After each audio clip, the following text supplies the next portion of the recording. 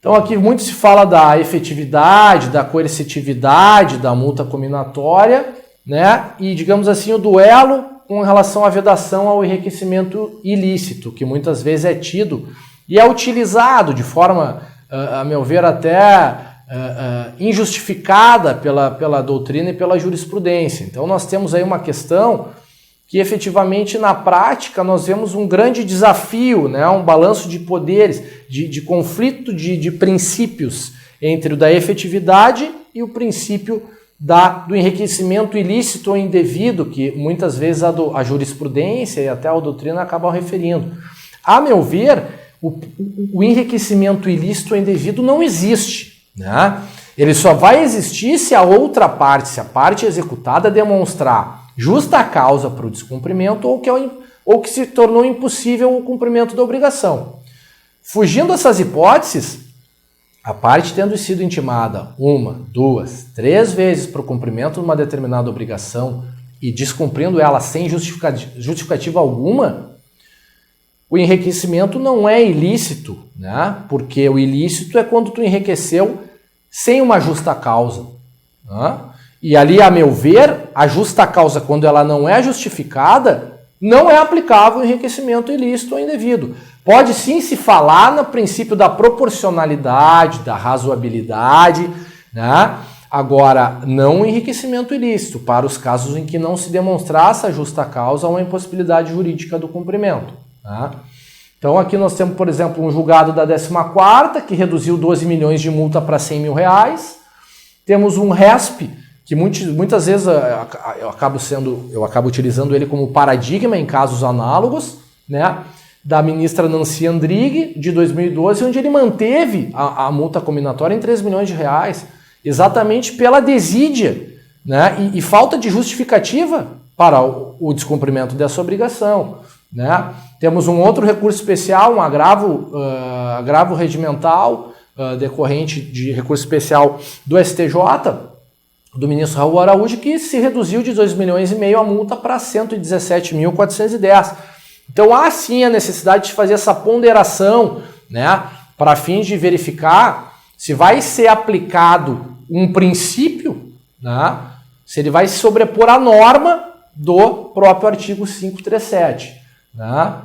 Aqui eu trago a questão do recurso especial da ministra Nancy Andrighi, que ela fala: a multa do 461 do CPC, que é o 537 agora, não faz coisa julgada material e pode ser revista a qualquer tempo pelo juiz.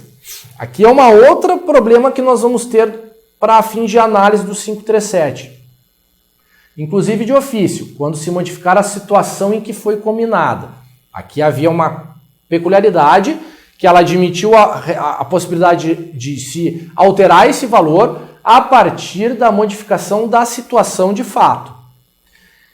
Se o único obstáculo ao cumprimento de determinação judicial para a qual havia incidência de multa diária foi o descaso do devedor, não é possível reduzi-la, pois as astrantes têm por objetivo justamente forçar o devedor renitente a cumprir a sua obrigação, ou seja, deve ser sim mantidos os valores, mesmo que altos, para que se observe e se justifique a essência do instituto, né, de origem francesa.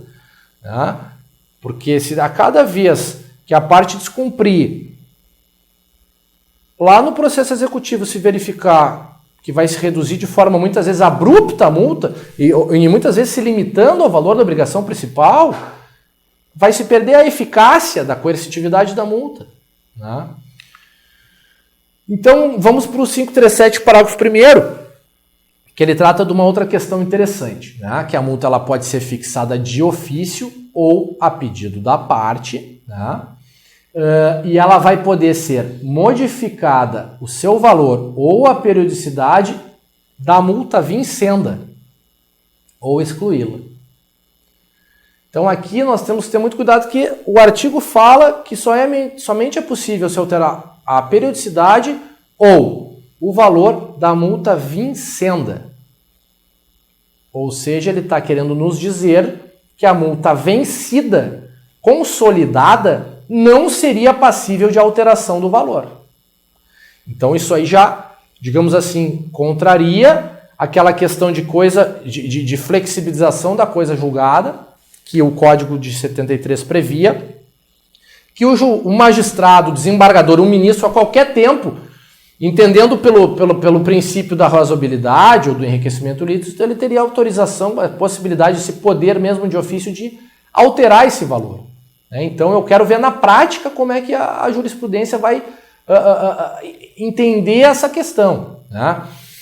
Eu, particularmente, defendo, até tendo como base os princípios norteadores do novo Código, da boa-fé, da cooperação, eu entendo que deve ser analisado o caso concreto. Vai ser a partir do comportamento das partes que vai se verificar e se modular esse valor alcançado, para fins de manutenção, redução ou majoração desse valor. Então vai ser o comportamento do credor, o comportamento do devedor que vai se influenciar nesse valor alcançado da multa vencida, em que pese, aparentemente, o texto da lei, do novo Código, dizer que só poderia se alterar o valor da multa vencenda. Então aqui nós vamos ter que ver como é que a jurisprudência vai ser pautar diante desse regramento. Evidentemente que aquele fato gerador da multa em que ocorreu antes do dia 18 de março, aí sim é possível se utilizar o Código de 73. Agora, o fato gerador oriundo de uma multa diária posterior a partir de 18 de março, a meu ver, não sei de que forma vai se pautar a jurisprudência com relação à multa vencida. Então, o inciso 1º traz essa possibilidade de alteração do valor ou periodicidade da multa vincenda, se ela se mostrar insuficiente ou excessiva, ou se o obrigado cumpriu parcialmente ou apresentou justa causa para o descumprimento. Então aqui traz as hipóteses para fins de alteração, e a lei fala até mesmo em exclusão dessa multa, lembrando que, a meu ver, quanto maior o descumprimento, maior vai ser alcançado o valor da multa, e aí não pode se pensar em premiar esse devedor omisso, com a revogação, com a exclusão da multa. Isso contraria a essência do Instituto. Então aqui nós temos que ter bastante cautela. Com relação ao termo aquó, ao termo inicial e o termo adquem, o termo final para a incidência da multa, muitas vezes na prática nós vimos que os juízes fixavam. Concedo a tutela antecipada, fixo a multa em R$200 por dia, sendo válida no prazo de 30 dias. Então aqui ele já acaba, Então ele fala o quê? A multa vai ser devida desde o dia em que configurar o descumprimento e vai incidir enquanto não for cumprida. Então, acabou esse prazo dado de 30 a 40 dias para incidência. Ela vai ser executável até a data em que efetivamente houver esse cumprimento. E ela vai incidir a partir da data em que se der o descumprimento. Daqui a pouco o magistrado fixou o prazo de 48 horas, 5, 10 dias, vai se dar no dia seguinte ao término desse prazo concedido pelo magistrado de primeiro grau, ou enfim, pelo relator, no caso do processo já está em sede de Tribunal de Justiça.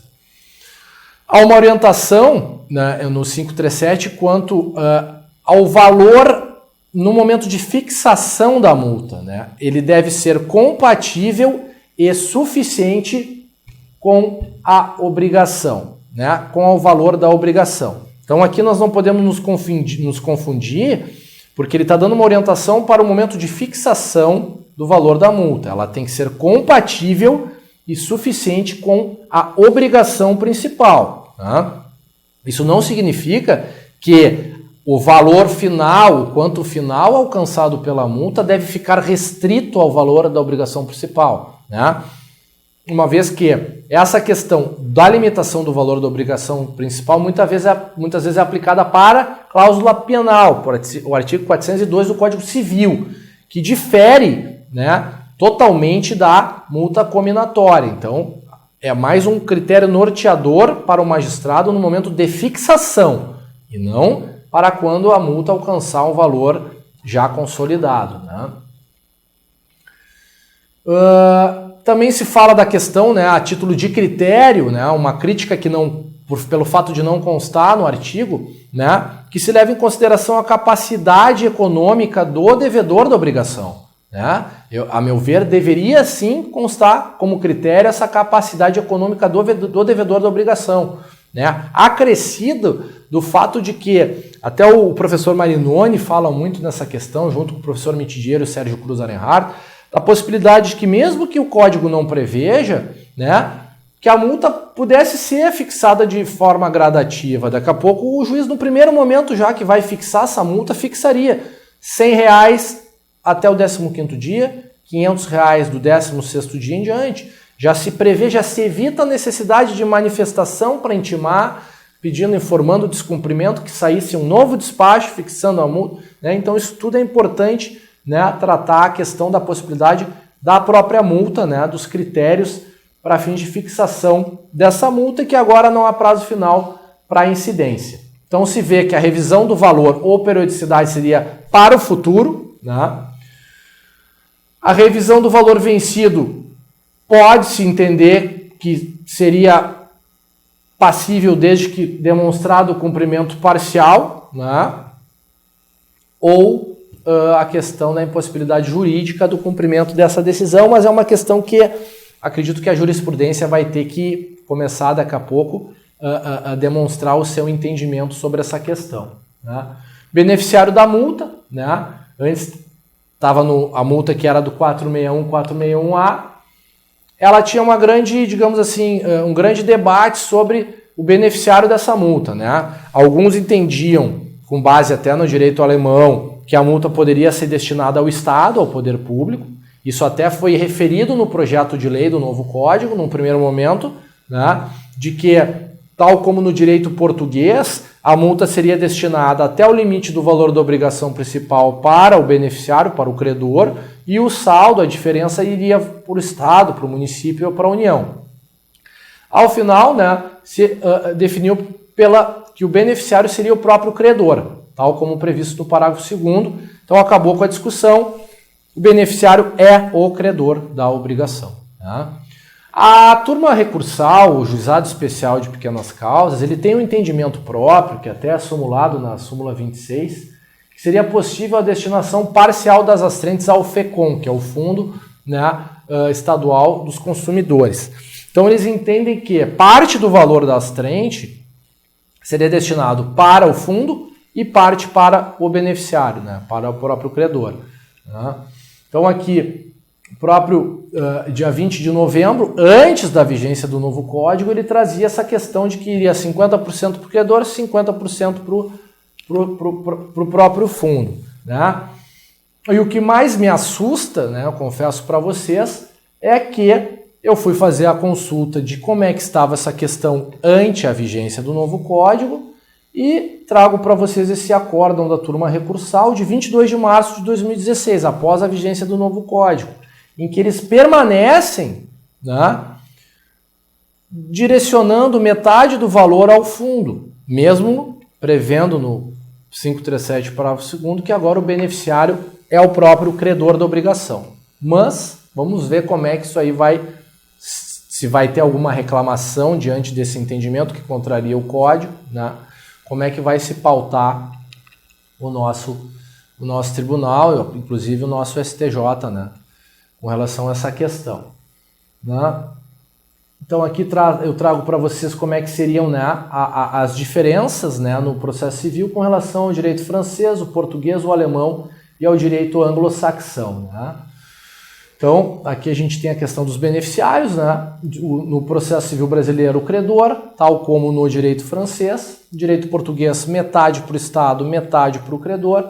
O direito alemão, o beneficiário é o próprio Estado. Né? No direito anglo-saxão, o beneficiário seria o prejudicado, no caso da indirect civil, né, e da remedial contempt. E o Estado, se indirect civil coercive contempt. Né? Então aqui só para a gente já apresentar umas diferenças do processo civil com relação aos demais direitos estrangeiros. A questão da necessidade de intimação pessoal da parte ou do advogado, né? A súmula 410 trazia essa prévia necessidade de intimação pessoal do devedor, né, como condição necessária para a execução da multa, né? Com a alteração lá de 2005, já se entendeu que todas aquelas obrigações decorrentes anteriores à alteração que transformou o processo de conhecimento em execução num processo uno, sincrético, haveria sim a necessidade de intimação pessoal da parte, nas obrigações anteriores a 2005.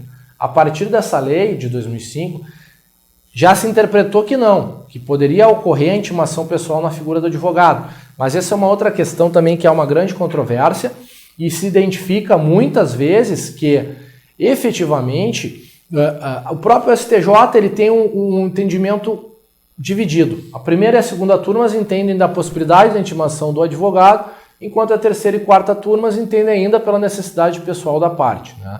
Se formos fazer uma pesquisa no Tribunal de Justiça aqui do Rio Grande do Sul, efetivamente, nós vamos trazer essa questão e verificar que ainda há entendimento que entende pela necessidade de intimação na figura do próprio parte, né? Ou na figura do advogado já supriria essa necessidade de intimação.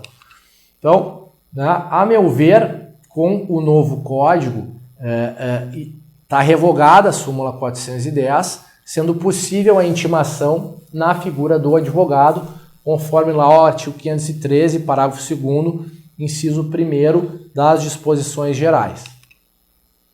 Então, que nem eu falei aqui para vocês, né, tem essa possibilidade de executividade da multa quando a intimação pessoal se dê na figura do advogado.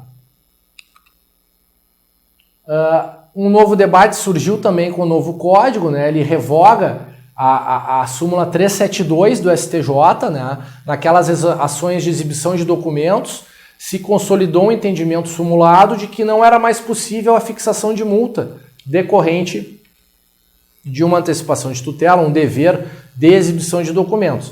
O artigo 400, parágrafo único do novo código, agora fala, né, que poderá o juiz adotar medidas indutivas, coercitivas, mandamentais ou subrogatórias para a exibição do documento, incluindo-se aí, portanto, a multa periódica. Ou seja, também, além da questão do pagamento por quantia certa, que tu pode aplicar como meio coercitivo a multa, aqui também é possível, nas exibições de documento, né, a aplicação da multa coercitiva. A questão do artigo 461, parágrafo 2º, que ele fala que a indenização por perdas e danos ela se dá independente de eventual multa fixada, né? Ele é ilustrado no artigo 500. Tá? E aí há uma discussão no Tribunal de Justiça aqui do Rio Grande do Sul, não só do Rio Grande do Sul, como dos demais estados aqui da federação. Trago até para vocês esse acórdão de 31 de março deste ano, tá? Após a vigência do novo código, da 6ª Câmara Civil, né? Em que, vou dar um exemplo para vocês, se entrou com uma ação revisional, se obteve uma liminar para que vedasse a inscrição nos órgãos SPC e Serasa, ou a parte foi lá, ao longo daquela ação revisional, fez um acordo, né, em que a instituição financeira se comprometeu à baixa do gravame dentro no prazo de 30 a 40 dias. Né? E aí se verifica o quê? Que ou mesmo intimado, o banco procedeu com a inscrição no SPC e Serasa ou não fez a baixa, ou não procedeu com a baixa do gravame desse veículo dentro do prazo acordado. Né? Então, o artigo 500 dá a possibilidade da parte pedir uma indenização por danos morais decorrente desse descumprimento de liminar ou de acordo, independentemente de ela peticionar na ação revisional, como cumprimento de sentença, a fixação de multa para que haja essa obrigação, que haja esse cumprimento da obrigação. Uma coisa é independente da outra e fala no próprio artigo. E alguns tribunais, algumas câmaras têm feito a confusão, né, de que o descumprimento de acordo homologado judicialmente não enseja indenização por dano moral, uma vez que se trata de título executivo judicial, pelo que deveria ter a parte autora buscado a execução de avença nos próprios autos em que celebrada o acordo. Uma coisa é totalmente distinta da outra. A multa coercitiva, ela não repara o dano. Quem repara o dano é a indenização, é o ilícito praticado.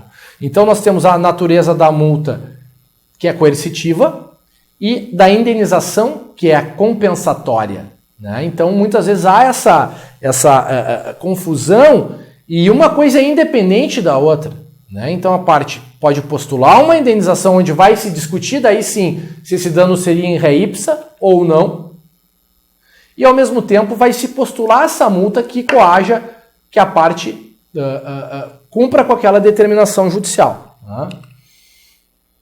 Então aqui eu trago para vocês dois exemplos onde o próprio STJ, pela primeira vez, se manifestou sobre o mérito dessa discussão, né? O ARESP 760-715, de setembro de 2015, né? Do ministro Raul Araújo, da 4ª turma, considerando esse dano decorrente dessa situação que nós tratamos como em ré ipsa, fixando um dano moral em 15 mil, e um outro julgado do ministro Raul Araújo, de novembro do ano passado, entendendo pelo dano em ré ipsa e fixando o dano em 20 mil reais, né? Então, trago aqui mais a título de curiosidade para vocês estas questões, né?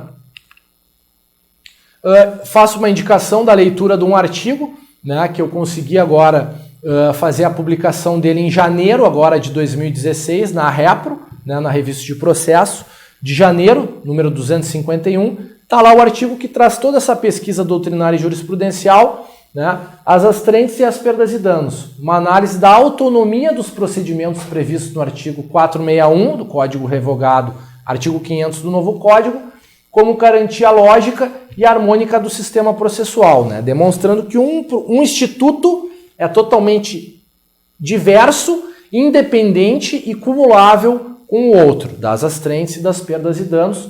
Fica a sugestão da leitura, né?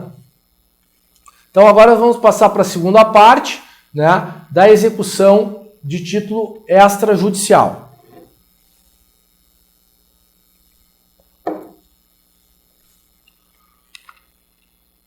Vamos tratar da questão do ato atentatório à dignidade da justiça, né, que está previsto no artigo 774, né? Então aqui a gente já tem essa questão interessante, né, que há a possibilidade de ampliação do dever de indicação de bens pelo devedor, né, para que daí sim se forneça esse bem e desde logo se apresente a certidão negativa de ônus, se apresente essa matrícula do bem indicado sob pena do ato atentatório à dignidade da justiça, né? A possibilidade da aplicação desse ato está prevista no 774, né, do novo Código, né? E vai ser aplicado a multa em montante não superior a 20% do valor do débito, né? Da questão da competência, né, da execução extrajudicial, domicílio do executado, possuindo mais de um, o exequente pode escolher qualquer um dos domicílios do executado, né? Sendo incerto ou desconhecido o domicílio do executado, poderá promover a execução no foro do local onde for encontrado o executado, ou mesmo no foro do domicílio do exequente, né? Havendo mais de um devedor com diferentes domicílios, poderá o exequente promover a execução em qualquer um deles. Foro de eleição, né?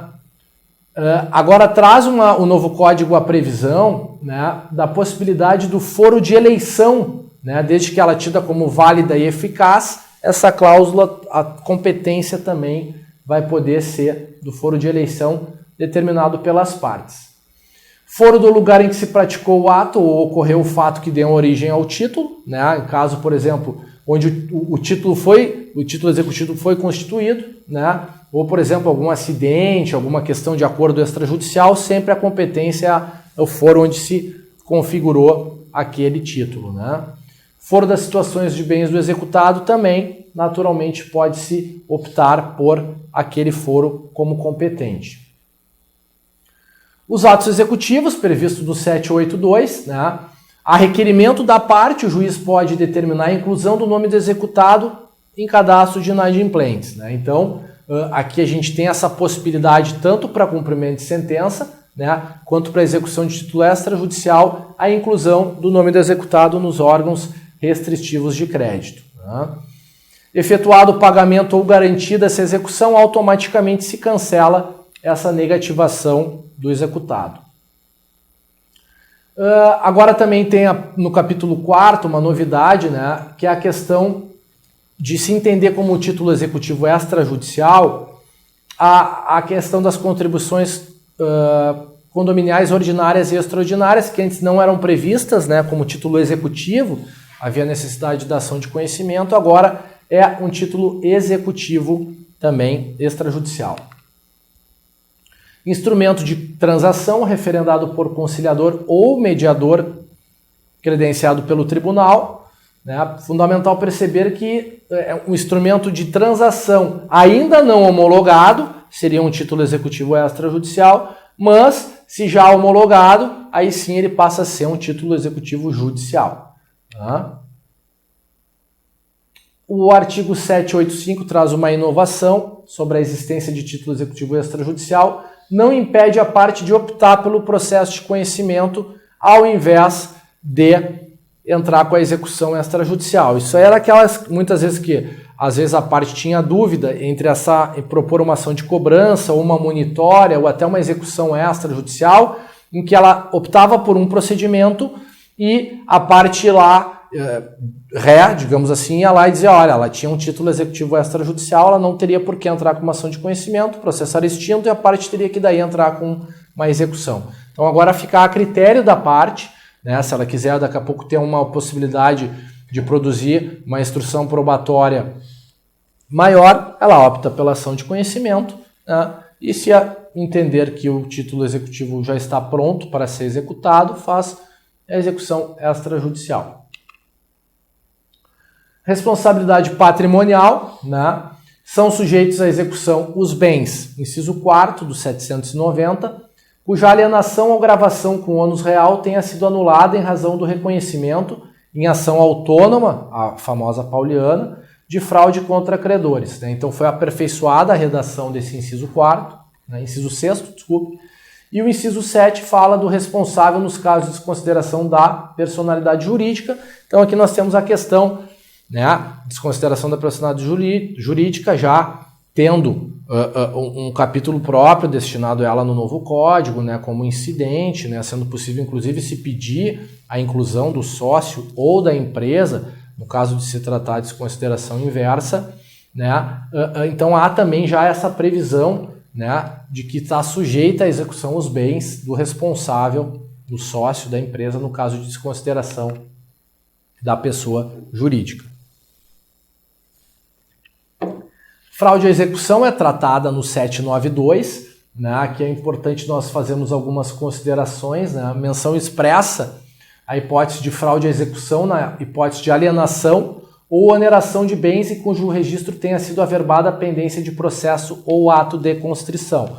Então aqui são aquelas hipóteses em que a parte faz o registro, faz a averbação, né, desse processo ou desse ato de constrição para evitar que esse bem seja alienado para terceiros que depois vão querer alegar, suscitar a questão de boa-fé, né, para se eximir de perder aquele bem, de ser declarada a fraude à execução daqueles bens.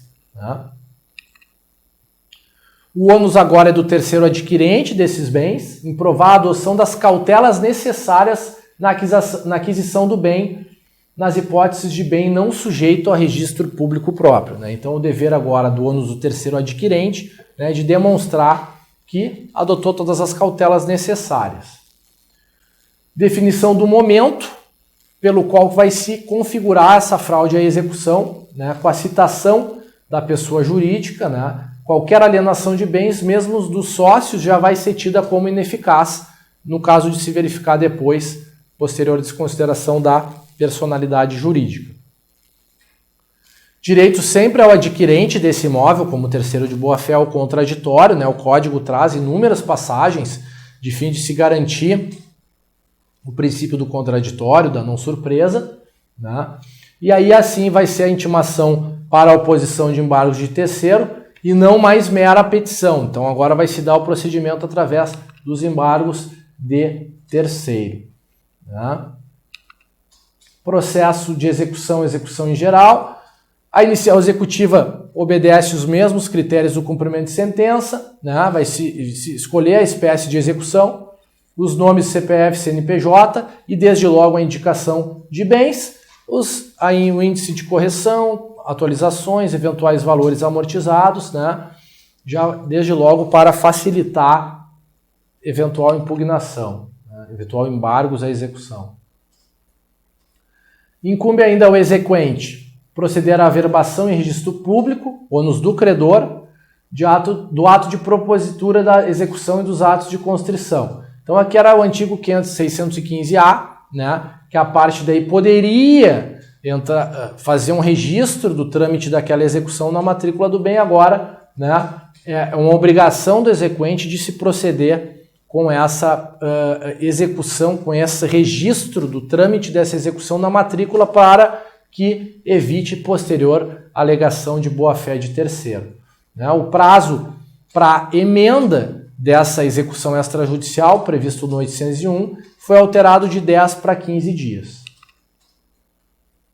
A questão da interrupção da prescrição, o artigo 802 reza: na execução, o despacho que ordena a citação, desde que realizada em observância ao disposto no parágrafo 2º do artigo 240, interrompe a prescrição, ainda que proferido por juízo incompetente. Então, mesmo que tenha sido proferido o despacho por juízo incompetente, vai se interromper a prescrição e ela vai retroagir não mais a data da citação válida, mas sim a data da propositura da ação.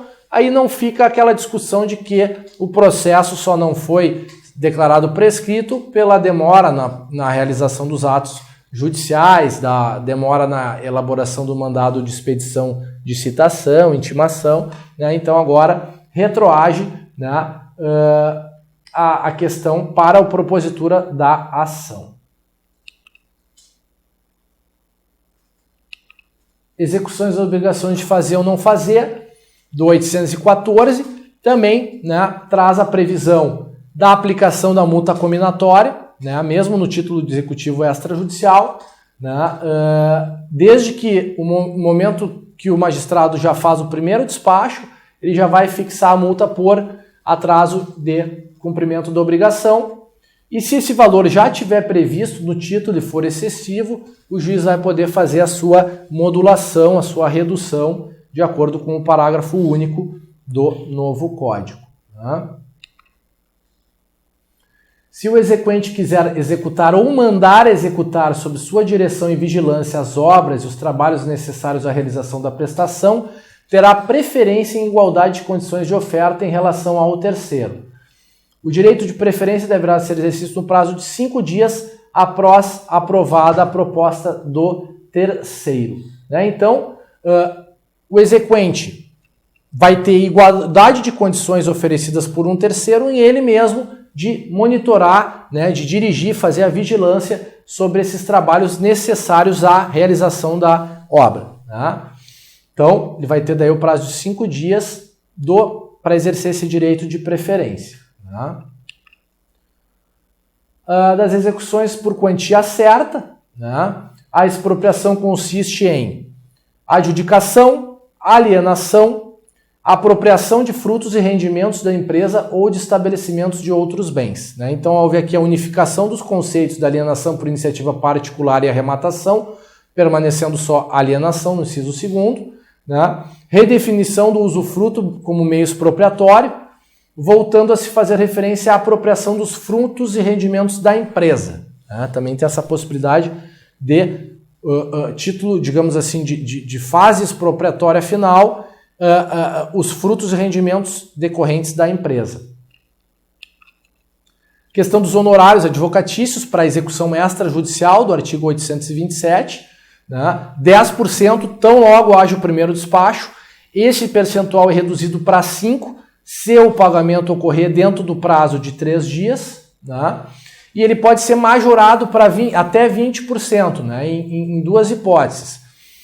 Se rejeitado liminarmente esses embargos, ou havendo uns embargos, ele é julgado improcedente, pode chegar até 20%, né? Esses 10 fixado inicialmente pode chegar até 20%, e mesmo não havendo embargos, mas o exequente demonstrando a relevância de todo o trabalho realizado na tentativa de esgotar a localização de bens para satisfação da execução, ele pode sim pedir a majoração desses honorários do cumprimento da execução extrajudicial.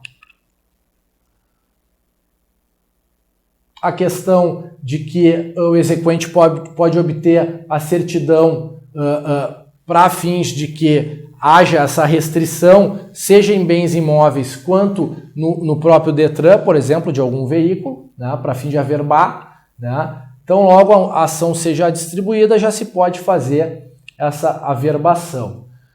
Vai ser citado para pagar a dívida no prazo de 3 dias. Né? Agora tem uma questão interessante que traz no 829.